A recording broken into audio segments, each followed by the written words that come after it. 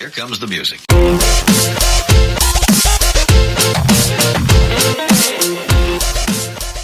Salut tout le monde, c'est Lantaz. Aujourd'hui on se retrouve pour une nouvelle vidéo très spéciale, puisque aujourd'hui je vais vous montrer comment partir en entreprise sur GTA V et comment faire énormément d'argent avec tout ça. Donc sans plus attendre les gens, c'est parti. Donc pour commencer les gens, il faudrait à peu près se faire un budget de à peu près 800 000 $.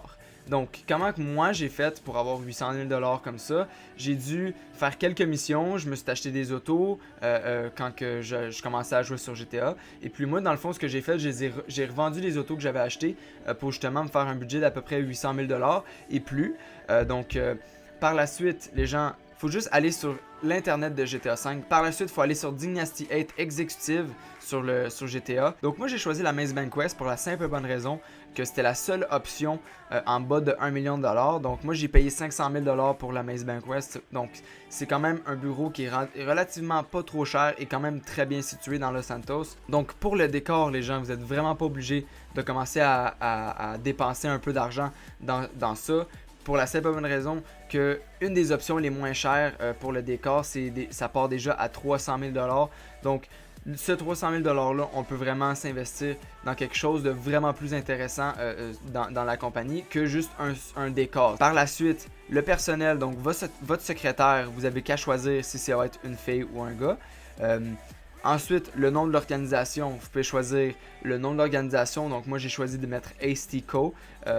Et également, j'ai mis mon texte que je voulais, j'ai mis la couleur que je voulais, donc je l'ai mis en noir. Donc c'est quand même relativement cool d'avoir autant de choix que ça. Je veux dire, il n'y a pas énormément de choix, mais c'est quand même relativement cool d'avoir ces choix-là. Par la suite, le coffre-fort à armes, les gens. Vous n'êtes vraiment pas obligé également de dépenser dans tout ça. Si vous voulez et si vous avez le budget, il n'y aura pas de problème. Disons que ça ne vaut pas les 390 000 $ qu'ils veulent qu'on dépense pour ça.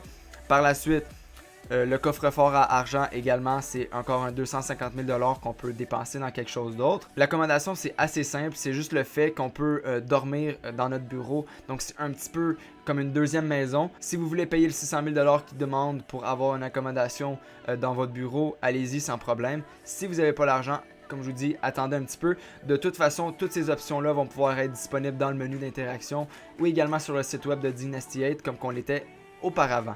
Donc parfait les gens, la première étape est faite, on a un bureau, on va pouvoir mener toutes les opérations qu'on va vouloir faire dans GTA V. Sans plus attendre les gens, on va aller se déplacer au bureau qu'on vient tout juste d'acheter et on va aller rencontrer notre assistante qui va nous montrer un petit peu les alentours. Également, elle va nous montrer un petit peu l'espace lounge, elle va nous montrer un petit peu la salle de conférence. Également, elle va nous montrer notre petit bureau où toutes nos opérations vont être dirigées. Et elle va également nous rappeler que, comme je vous disais, les options qu'on a vues auparavant vont pouvoir être changées plus tard si vous avez le budget. Lorsque vous allez être prêt à passer aux choses sérieuses, les gens, vous êtes juste à vous asseoir à votre bureau et on va se connecter au serveur où on peut s'acheter un entrepôt. Comme vous pouvez voir, toutes les petites flèches qu'il y a sur la map, c'est toutes des flèches qui indiquent les entrepôts qu'on peut acheter. Nous, dans la vidéo d'aujourd'hui, on va essayer d'avoir l'entrepôt la moins chère possible. Donc, on va cliquer en haut de l'écran à droite. On va aller dans la section des entrepôts qui sont un petit peu plus petites et on va trouver cet entrepôt-ci qui va être à 250 000 $. C'est la moins chère que j'ai pu trouver. Et également, elle est quand même relativement située à peu près au milieu de la map, donc c'est quand même relativement cool. Et lorsque tout est fait, les gens, lorsque vous avez acheté votre bureau, votre entrepôt, on va commencer à pouvoir faire de l'argent. Aussitôt que vous allez acheter votre entrepôt, vous allez remarquer qu'il y a trois options. Donc, l'option d'acheter une seule cargaison à 2 000 $, l'option d'acheter deux cargaisons à 8 000 $ et l'option d'acheter 3 cargaisons à 18 000 $. Donc c'est à vous de choisir les gens. Est-ce que vous voulez juste dépenser 2 000 $ pour prendre le moins de risques possible et faire un peu d'argent de poche? Ou est-ce que vous voulez dépenser 18 000 $ pour 3 cargaisons et gagner le gros lot? Ça c'est à vous de choisir. Tout juste avant de parler des missions en question, parlons un peu de l'intérieur de l'entrepôt. Donc à l'intérieur vous allez trouver 3 trucs. Donc vous allez premièrement trouver les racks où vos cargaisons vont être stockées. Par la suite, vous allez trouver un petit ordinateur portable juste à côté des racks où vous allez pouvoir suivre quelques trucs. Vous allez pouvoir suivre votre inventaire, la valeur de votre inventaire et également vous allez pouvoir vendre votre inventaire par ce petit ordinateur-là. Il y a également une table de travail qui va vous permettre d'améliorer les véhicules de livraison lorsque vous allez faire des ventes de votre inventaire. Donc que ça soit par bateau, que ça soit par avion ou même par camion. Donc ça va vous permettre d'améliorer, donc exemple, l'armure de ce véhicule en question ou même des pneus anti-balles. Donc ça par la suite, comme je vous dis, si vous n'avez pas le budget, n'investissez pas là-dedans pour l'instant.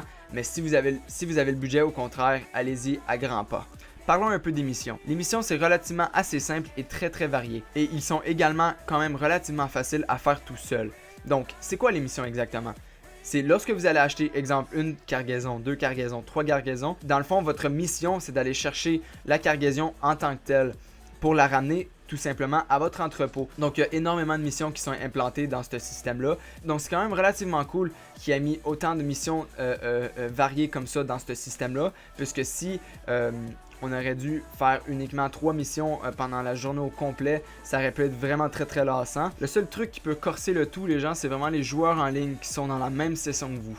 Puisque ceux-ci, après à peu près 40 secondes, quand vous avez commencé votre livraison à votre entrepôt, ils vont connaître votre position GPS et ils vont tenter de voler votre cargaison. Votre position GPS est révélée après 40 secondes après votre première collecte de cargaison et est indiquée en bas à droite de l'écran.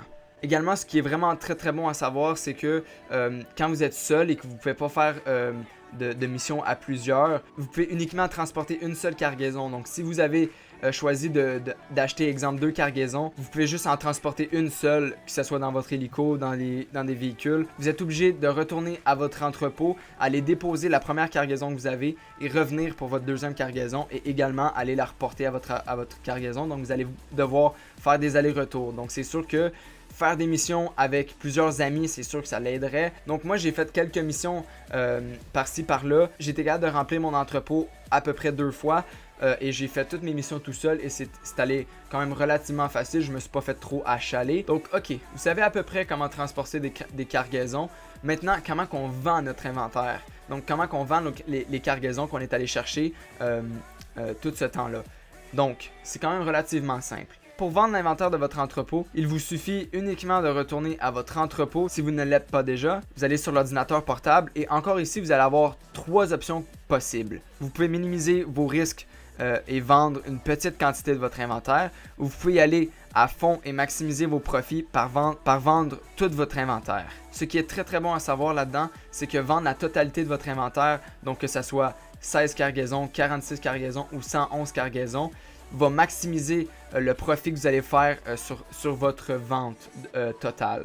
Pour faire la livraison et la vente de votre inventaire, vous allez utiliser plusieurs véhicules, soit des camions, des bateaux, des avions. Comme qu'on a vu auparavant, on peut améliorer ces véhicules-là, que ce soit des bateaux, les avions, également des camions. Donc le plus que vous vendez d'inventaire, donc si vous vendez exemple 16 cargaisons, le plus de véhicules que ça va vous prendre. Donc pour 16 cargaisons, ça va vous prendre 2 camions, ça va vous prendre un chauffeur de plus avec vous pour conduire le deuxième camion et dans le fond livrer votre inventaire à l'acheteur.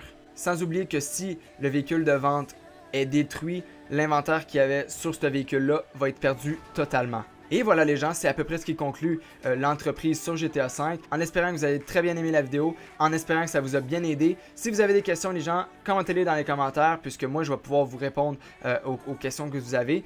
Également, d'autres vidéos comme celle-ci vont arriver bientôt. Donc je vais vous montrer un petit peu comment augmenter d'entrepôt et autres. Également, likez la vidéo et abonnez-vous si ça n'est pas déjà fait. Et puis nous les gens, on va se retrouver pour une prochaine vidéo. Ciao tout le monde!